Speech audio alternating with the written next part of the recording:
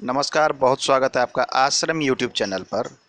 जिन्होंने चैनल को सब्सक्राइब नहीं किया है, कृपया अवश्य सब्सक्राइब कर लें। आइए आज का विषय हम शुरू करते हैं। आज हम बात करेंगे हमारी मस्तिष्क रेखा और उससे संबंधित कुछ स्थितियों के विषय में। अक्सर हम देखते हैं कि कुछ लोग जो है परिस्थितियों को देखकर अक्सर घबरा जाते हैं। और कुछ लोग होते हैं कि कैसी भी विषम परिस्थिति हो जाए या जीवन में कुछ उल्टा पुल्टा हो जाए, बहुत बड़ी घोर विपदा आ जाए या किसी तरह की कोई बात हो जाए, तो वो बिल्कुल नहीं घबराते या उनको उस पर कोई उनके ऊपर ऐसा कोई गहरा असर नहीं पड़ता है कि वो उस चीज़ को परिस्थिति को देखकर किसी चीज़ को देखकर घबरा जाएं, कोई समस्या आ जाए और उसमें उलझ के रह जाएं। ऐसा नहीं होता है। तो कुछ जातक होते हैं कि छोटी छोटी बातों में बहुत ज़्यादा सोचने लगते हैं, बहुत घबरा जाते हैं। और कुछ होते हैं कि उन्हें बहुत ही ज़्यादा फर्क नहीं पड़ता है कि क्या होने वाला था। आइए उसके विषय में बात करेंगे। ये हमारी मस्तिष्क रेखा होती है। ये हमारी मस्तिष्क की स्थिति के विषय में बहुत कुछ बतलाती है। ये रेखाएं करीब करीब सभी जातक के हथेली में होती है। जितने भी ये 3 रेखाएं तो करीब करीब सभी जातक की हथेली में होती है, जिसमें ये मस्तिष्क रेखा सभी की हथेली में होती ही होती है। तो ये मस्तिष्क रेखा जब हमारी हृदय रेखा कुछ इस प्रकार से हो, अब मस्तिष्क रेखा भी इस प्रकार से सीधी नजर आवे, थोड़ी लंबी नजर आवे इस प्रकार से। मान लिया मस्तिष्क रेखा लंबी है बिल्कुल इस प्रकार से स्पष्ट, ये इस प्रकार से ऐसा नजर आवे कि ये एक चतुष्कोण सा निर्माण होता है इस प्रकार से। तो अगर इस प्रकार से लगे कि ये और ये एरिया करीब करीब पैरेलल हो, ये अच्छा खासा एरिया है, एक चतुष्कोण सा निर्माण हो, तो ये दर्शाता है कि ऐसे जातक जो है मस्तिष्क से बहुत ही सबल होते हैं, बहुत मजबूत होते हैं।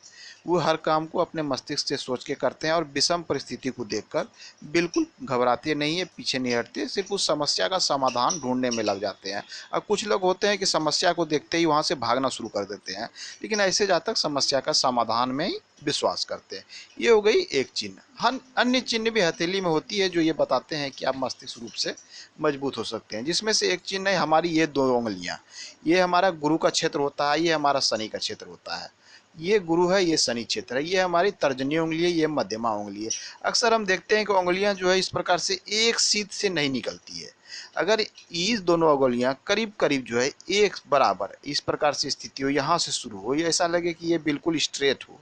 करीब करीब स्ट्रेट तो 100% नहीं हो सकता है, लेकिन अक्सर क्या होता है कि लोगों की हथेली जो है इस प्रकार से नीचे से हथेली में उंगलियां जो है थोड़ी नीचे से शुरू होती है, खास करके तर्जनी उंगलियां। लेकिन हम बात कर रहे हैं कि ये उंगलियां इस प्रकार से हो, ये जो उंगलियों के जड़ वाले जो मूल स्थान होते हैं, इनकी बनावट और इनकी बनावट ये एक सीध में हो। तो ऐसे जातक जो है बहुत ही सबल मस्तिष्क के होते हैं। ये विषम परिस्थिति को देखकर बिल्कुल नहीं घबराते। कैसी भी बहुत बड़ी विपदा इन पर आ जाए, कोई ऐसी विषम परिस्थिति आ जाए, बहुत तरह की बातें होती है जीवन में, चलती रहती है, लेकिन ये उससे निकलने का हमेशा प्रयास करते हैं और सफल भी होते हैं और कभी घबराते नहीं है उससे निकलने। तो ये है दूसरा चिन्ह।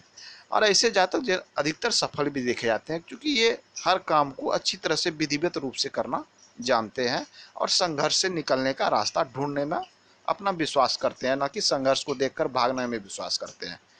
तो ये है दूसरा चिन्ह। पहला था ये चतुष्कोण इस प्रकार से बने, ये दूसरी स्थिति बने। हथेली में अन्य जो स्थान बनता है वो बनता है कि अगर ये सभी उंगलियां करीब का हथेली यहाँ से ऐसा लगे कि ये एक वर्गाकार आकार सा हो, इस प्रकार से, इस प्रकार हथेली का जो बनावट हो ऐसा ऐसा प्रतीत हो कि ये एक चौकुट सी हथेली है। ये हथेली जो पिक्चर में मैंने बनाई है, थोड़ी हथेली लंबी बन गई है, लेकिन उन ये चौखुट हम ऐसी बात कर रहे हैं कि ऐसा प्रतीत हो कि हथेली जो है थोड़ा सा वर्गाकार रूप से बना हो, आयताकार नहीं, लंबी हथेली नहीं, आयताकार वर्गाकार हथेली वाले जातक जो है काफ़ी जो है संघर्षशील होते हैं, मेहनती किस्म के होते हैं, संघर्ष परिश्रम करने वाले होते हैं। ये घोर परिश्रम करके अपने आप को आगे बढ़ाकर स्थापित करने वाले होते हैं।